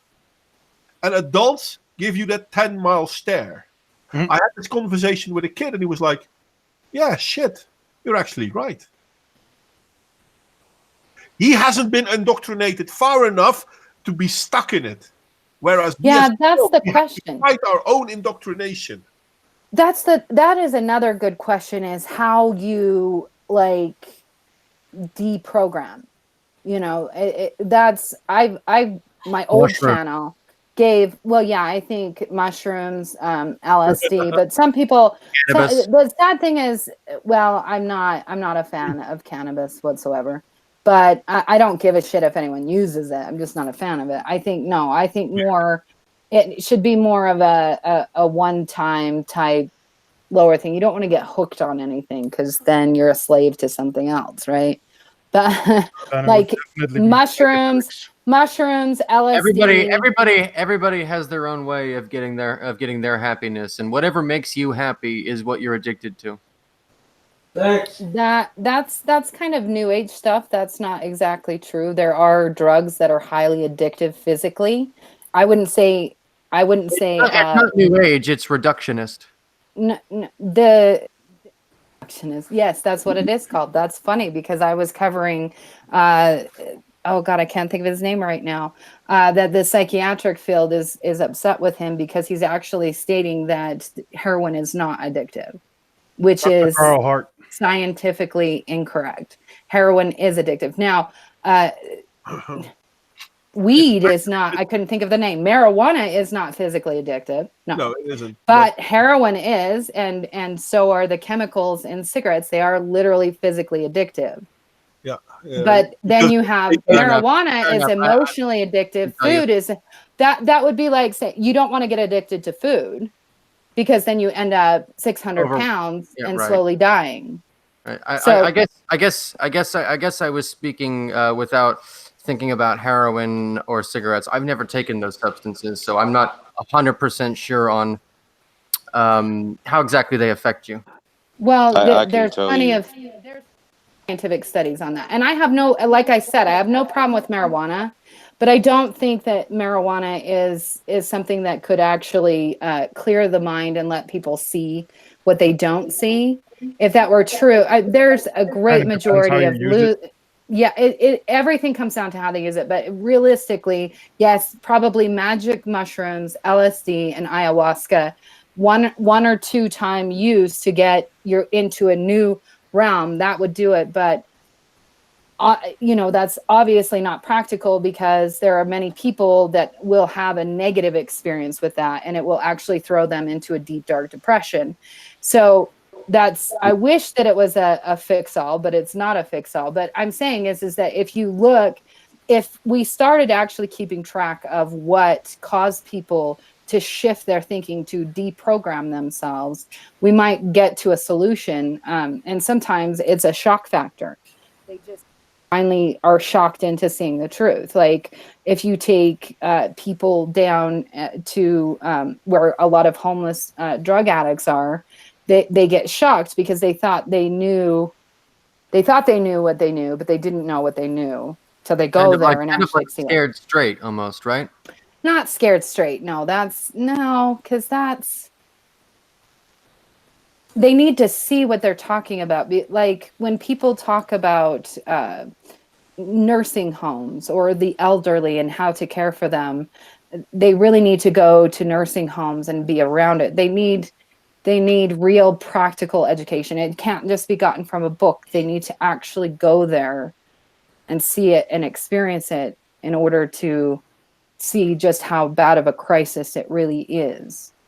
And that there's not... It's only highlighting the most negative part of it, though. There's lots of drug use that you wouldn't really notice or see. There's positive drugs. That's the problem with drugs is you got because positive they and negative. Like, there's many people that just use heroin every once in a while, you know. You never hear about those people. You always hear about the addicted people living in the gutter, stealing shit and all that. You know? Well, it's the same thing with food. It's the same thing with sex. Yes. There's every single thing that we do on this earth can cause a problem. But the fact is that there are actual, literal, physically addictive things, and they have to be handled differently. And to say heroin is the same as marijuana, and I've seen people do that, is absolutely not true. It is a fucking lie, and it serves humanity nothing for that. Nothing for that. The only people that are going to be able to withstand heroin, that are going to be able to be proactive or think, you would want to do a study inside their mind and see what it is with their brain receptors that are preventing them from becoming addicted. Yep. We need to merge psychiatry and science. That's what needs to happen. But psychiatry used to be merged with science. No, well, Somehow lost that thread. Maybe because the science was a little fucked up. Maybe because they were stoned. That's why the scientists can't figure out the answer. No. Psychiatry and psychology are well indebted to feminism and postmodernism, and because of that, they basically contradict themselves just to keep following certain narratives. Well, I think it's psychiatry failed because it was built off of a false premise. If you start something off of a false premise, then it's inevitably going to cave in on itself, and it's going to be easily taken over. I agree with you on that one, to be honest. Well, and I understand you're in the field, and so I don't know your guys' history across the pond, and I will say that again. America's history is way different than anyone else's history. And so from the American standpoint, psychiatry was built on a false premise and slowly built upon each other. And now you do have scientists that are trying to slowly bring it all back together and to merge and to really care for people. We might get somewhere, and you can fix it. I'm not saying psychiatry can't be fixed. It can be fixed. I mean, Bregan is a prime example of that. He's been working his entire psychiatric career attempting to fix it. So it's not, don't take what I say personally. Just everybody know that listen, you can always criticize me, and I'm not taking it personally. So don't feel your need to defend yourself. Where I do agree with you that there are plenty of things that we need to look at within our psychiatric field. And unfortunately, psychiatry in the world is basically coming from America, it seems, which is weird considering that it started here in Europe. But if we look at, for example, the DSM-5, which is, it's a tool. People use this tool to actually, it's a diagnostic tool, and they use it as a gospel. Mm-hmm. And therein lies a problem. But it's not a gospel, it's a tool. We should recognize it for what it is, no more than that. But unfortunately, our healthcare system, this is true in America, but this is true in Europe as well, this tool is now all of a sudden the way to measure certain things. So money is used based on what this tool tells us to do. And there isn't a psychiatrist out there who will tell you that there is no stopgap solution. Yet we pretend that there is. Stopgap? An easy answer. Oh, yeah. Throw him off a cliff. No, I want to save everyone in the world. I don't care trying to save everyone. I mean, if you want to be saved, I'm willing to save you. If you want to jump off that cliff and you won't let me save you, by all means, there's the edge. No. I'm jumping. I want you to save me. Please save me. I'm jumping. At a certain You're not jumping fast enough. Hold on. Let me push. I think that's a real mindset that people have. There are some people who have that mindset. I mean, I had a colleague. Oh, she was livid when I did this. There's a kid who's been talking about committing suicide for the longest time. Oh, God. But you can recognize that it's a cry for help. I'm willing to help you. I'm there for you. Come to me. But you have to learn how to deal with this, because there is going to be a day that you're in the top of a high building and I'm not close by. So you have to fix yourself. I'm willing to help you. But yeah, it is almost time to go. Toxic says she always has to go. In 5 minutes, I'm going to close the stream, because then we're going to reach the 2-hour mark again. But indeed, the victim mentality. And somehow in our society, we've come to accept that when someone is a victim, they can do no wrong. And I don't like that. Because that's the right mindset. They can do no wrong because they're a victim. But yes, they can do plenty wrong because they're a victim. Well, I'm not going to fault you for being a victim. I'm going to fault you for wanting to stay a victim. Yes.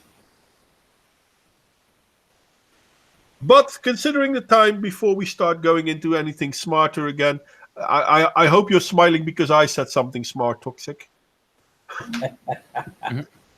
No, I think she's smiling because I said something smart. He did. It was a good joke. It was funny. I wrote in the comments. I hope you don't mind if I say it out loud. I said, somebody said that, don't worry, gravity is a social construct. And I said, well, if we consider matter to be a society of quarks and gluons, then yes, gravity is a social construct. That's good. That's witty. But I agree with Renovatio. Victimhood is a weapon used by the left to victimize others. And we need to get away from that. Listen, if you're a victim of something, yes, it's a problem. I want to help you become self-sufficient. I want you to stop being a victim. And that this is a nice tie-in to where we started with the welfare state. I want you to be stopping to be dependent. I don't want you to be a victim. I don't want you to be dependent. I want you to be an individual. And I will help you every step of the way to get there. And if that for a long time even will cost our society money to make you be able to get there, I'm willing to pay that money. But you have to make those steps as well. Because if you don't, there goes your culture. So I brought it back in the end. Yay! But in all fairness, people, we have been going on for quite a while. Devil's Advocate came back in the end. Unfortunately, it is the end. I hope you can join us earlier next time, mate, because you are more than welcome. The same goes for everyone else that joined today. And I'm sorry to see that John went to the chat, but I can understand that because lots of voices. And it's always good to have people in the chat as well. I like to thank the people in the chat. Toxic, John, Renovatio are the first names I see right now, but there were other people. Anyone in the hangout wanting to say any famous last words for tonight? I would like to ask you all to subscribe to me. I am currently abridging 3 books that I am going to be posting on my channel. Richard Dawkins's The Selfish Gene, E.O. Wilson's On Human Nature, and Jared Diamond's Guns, Germs, and Steel. As well as reading of the New World Translation of the Hebrew Bible, and some other videos that I want to make. These are all in production currently. Okay, we're looking forward. Nice. I will. I'm reading the Bible. By the way, I'm reading the Bible as an anthropological text. You should. Not a historical text. And I would suggest that you, especially the New Testament. The Old Testament is, well, they are both pretty doctored, but the New Testament is really interesting from a societal, anthropological point of view. Yes, I agree. I believe they both are extremely interesting.